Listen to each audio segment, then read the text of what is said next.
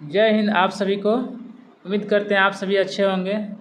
यदि आप एनटीपीसी या एसएससी का तैयारी कर रहे हैं, खासकर रेलवे के लिए एनटीपीसी, तो आप इस चैनल से जुड़ जाएं। आपको बहुत सारे लाभ मिलेंगे और आपकी तैयारी में बहुत ही महत्वपूर्ण भूमिका यह चैनल निभाएगा।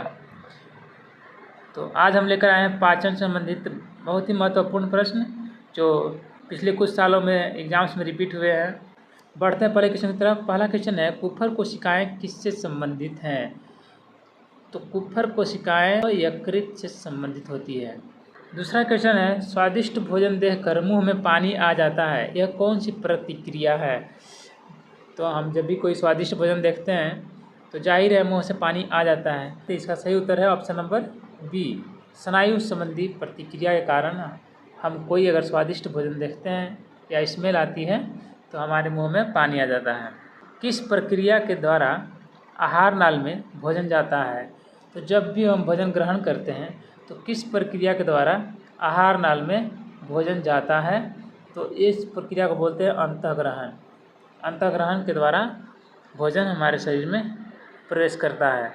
अगला क्वेश्चन है, मानव में पित्त का स्त्राव होता है। मानव में पित्त का स्त्राव कहाँ से होता है?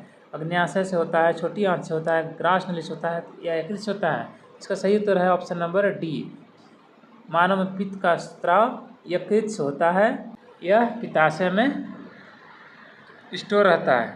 अगला क्वेश्चन है, भोजन नली की दीवारों के संकुचन और प्रसरण को किस नाम से जाना जाता है?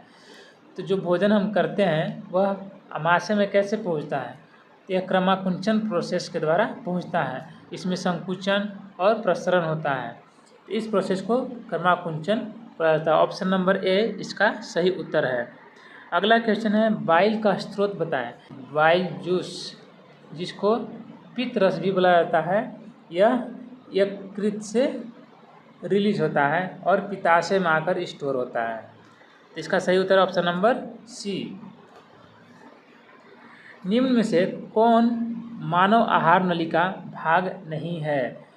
आहार नली का भाग निम्न में से कौन सा नहीं है? मुंह कुहिका भाग है, पित्ताशय भाग है, बड़ी आंत भाग है, बट वायु कोशिका यह भाग नहीं होता है आहार नली का। ऑप्शन नंबर बी इसका सही उत्तर है। अगला क्वेश्चन है, निम्न जानवरों में से किसकी अपेक्षा की अधिक लंबी आंत होगी? यहाँ पर 4 ऑप्शन दिए गए हैं, लोमड़ी, बाघ, कुत्ता और खरगोश, और इनमें से पूछा गया है कि किसकी आंत सबसे लंबी होती है। तो आप सभी जानते हैं कि शाकाहारी जानवरों का आंत सबसे लंबा होता है अपेक्षाकृत मांसाहारी जानवरों का।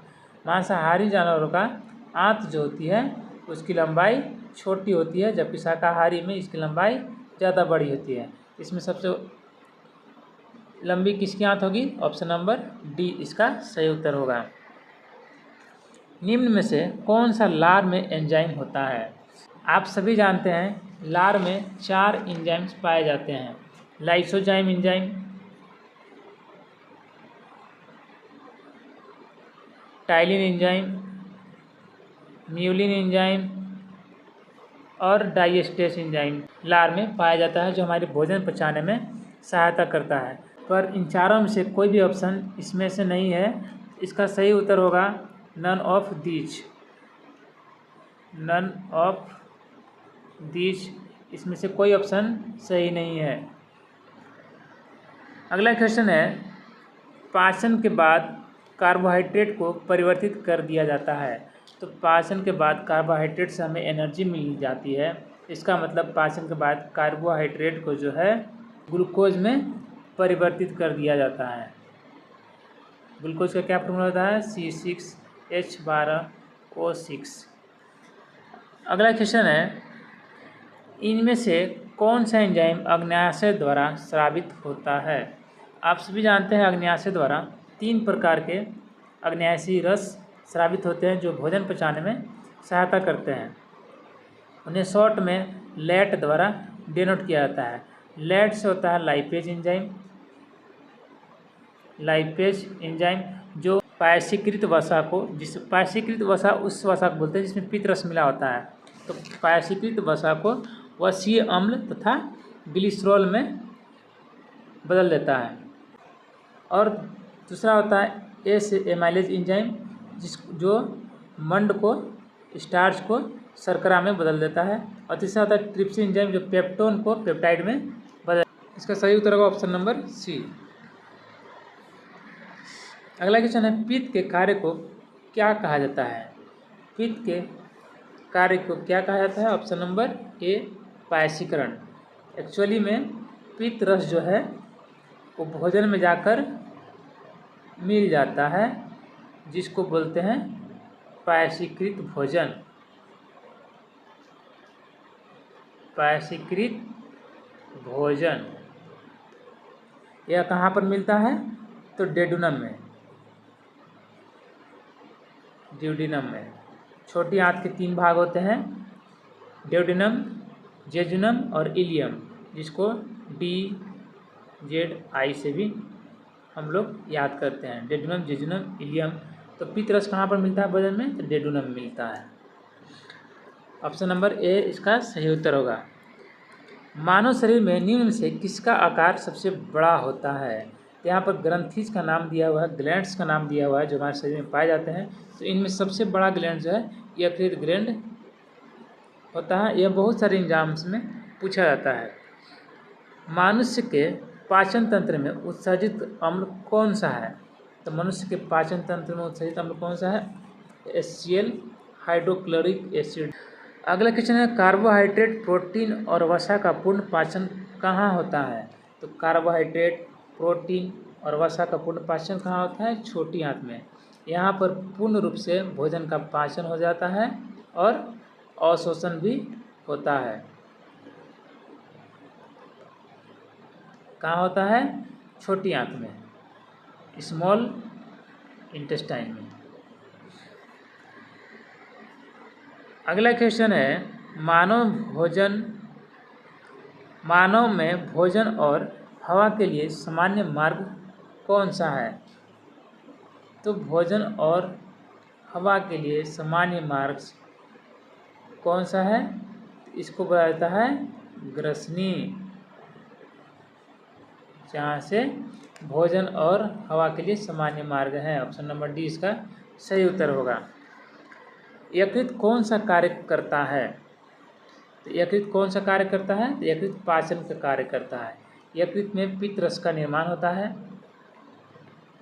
जो भोजन के पाचन में सहायता करता है। अगला क्वेश्चन है प्रोटीन की कमी से निम्न में से कौन सी बीमारी होती है?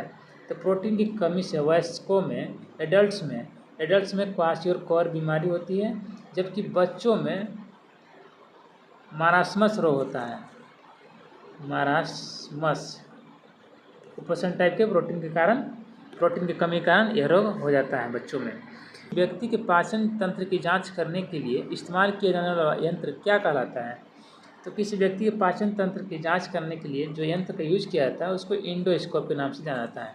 इंडोस्कोप से हम डाइजेस्टिव सिस्टम को जांचते हैं, डॉक्टर लोग इसका प्रयोग करते हैं। माइक्रोस्कोप से सूक्ष्म जीव को देखने के लिए, तो ओसिलोस्कोप से वोल्टेज के परिवर्तन को मेजर किया जाता है। रेडियोग्राफ आप सब समझ रहे हैं।